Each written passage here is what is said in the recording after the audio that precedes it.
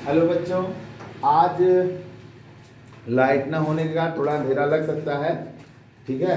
लेकिन अब कंटिन्यू करते हैं। तो आप लोगों को पढ़ा रहे हैं, तो देखते हैं आज हम लोगों का जो लास्ट टॉपिक में आपको ग्लाइकोलाइसिस के बारे में बताए थे और क्रेब्स चक्र के बारे में बताए थे। तो उसी का हम लोग एक ग्राफ बना करके आपको बताए हैं कि ग्लूकोज जो है वो एटीपी से एडीपी में कन्वर्ट होता है। यहाँ एक ऊर्जा का अणु निकल जाता है इसका।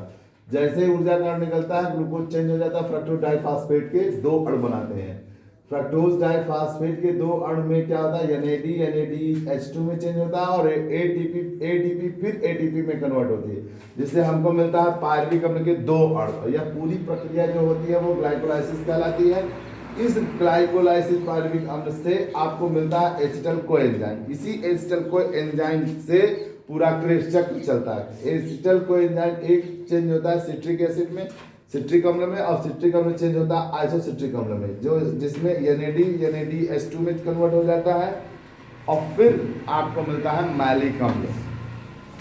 जब मैलिक अम्ल मिलता है तो फिर NADH2 में कन्वर्ट होता है, तो चेंज हो जाता है किसमें, ऑक्सैलोएसिटिक अम्ल, और फिर ऑक्सैलोएसिटिक एसिड इससे क्या प्राप्त हो जाता है, आपका एसिटल कोएंजाइम A प्राप्त होता है। यह पूरी चक्र आपकी क्या कहलाती है, क्रेब्स चक्र कहलाती है। इस तरह से क्रेब्स चक्र कहाँ कंप्लीट होती है, कोशिका द्रव्य में या माइटोकॉन्ड्रिया में। अच्छा, ये पूरा चक्र ग्लाइकोलाइसिस कहलाता है और ये पूरा चक्र क्या कहलाता है, क्रेब्स चक्र कहलाता है। दोनों एक दूसरे से रिलेटेड होते हैं, सब एक दूसरे से जुड़े होते हैं, ठीक है। लेकिन अलग अलग सेपरेट जानना भी आप लोगों के लिए जरूरी है।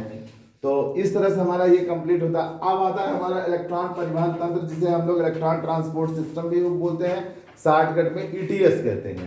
ETS में वी हाइड्रोजिनेज द्वारा ग्लूकोज के एक अणु से 4 जोड़े H+ तथा इलेक्ट्रॉन्स का निर्माण होता है। अब देखिए यहाँ पर क्या हुआ कि ग्लूकोज के एक अणु से 4 जोड़े H+ और इलेक्ट्रॉन्स बने। अब H+ बनेगा तो एक इलेक्ट्रॉन निकलेंगे ना, ठीक है, तो वो इलेक्ट्रॉन्स मिल जाते हैं।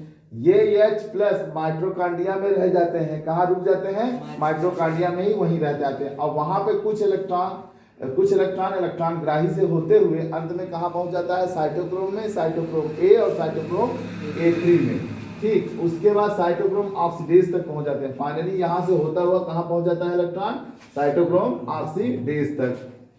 यह एंजाइम पूरे ETS में अंतिम इलेक्ट्रॉन ग्राही होता है, अंतिम इलेक्ट्रॉन ग्राही होता है। प्रत्येक ऑक्सीजन दो, अब देखो कोई भी ऑक्सीजन का एक परमाणु आप ले लें, कोई भी ऑक्सीजन का एक परमाणु ले लें, एक ऑक्सीजन का परमाणु कितने इलेक्ट्रॉन ग्रहण करता है, 2, क्योंकि परमाणु क्रमांक उसका कितना होता है, 8 होता है।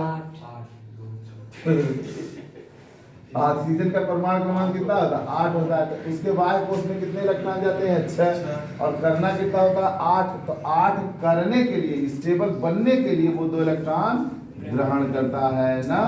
तो 2 माइनस, अगर इलेक्ट्रॉन ग्रहण कर रहा है तो माइनस बनेगा। परमाणु कभी स्वतंत्र अवस्था में नहीं होते, इसलिए इसको दिखाने के लिए ½ के रूप में प्रदर्शित किया जाता है। 2 इलेक्ट्रॉन दिया, ½ 2 माइनस हो गया। अब यही ½ 2H+ से रिएक्ट करके पानी बना देता है। ETS में क्या होता है, बहुत से इलेक्ट्रॉन ग्राही होते हैं, लेकिन वो सब किससे मिलकर के बने होते हैं, प्रोटीन से मिलकर के बने होते हैं। और यही ग्राही अणुओं से होकर इलेक्ट्रॉन जब गुजरता है, एक तो ऊर्जा का क्या करता है, ह्रास करता है, निकलता है उसमें से ऊर्जा, जिसे ADP ग्रहण कर लेता है। और जैसे ही ADP ऊर्जा को ग्रहण करता है, वह कन्वर्ट हो जाता है किसमें, ATP में। किसमें कन्वर्ट हो जाता है, ATP में। और यह पूरी प्रक्रिया क्या कहलाती है, इलेक्ट्रॉन परिवहन तंत्र कहलाती है। तो बच्चों, आज हमारे वीडियो में इलेक्ट्रॉन परिवहन तंत्र का पूरा प्रक्रिया कंप्लीट हुआ। अगले वीडियो में ऑक्सीजन ऑक्सीडेशन के बारे में बात करेंगे।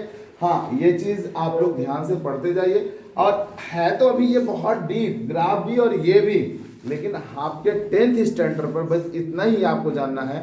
बाकी आगे की वीडियोस में जब हम लोग 11th 12th का पढ़ाएंगे तो वहां पे डिटेल करेंगे। धन्यवाद बच्चों।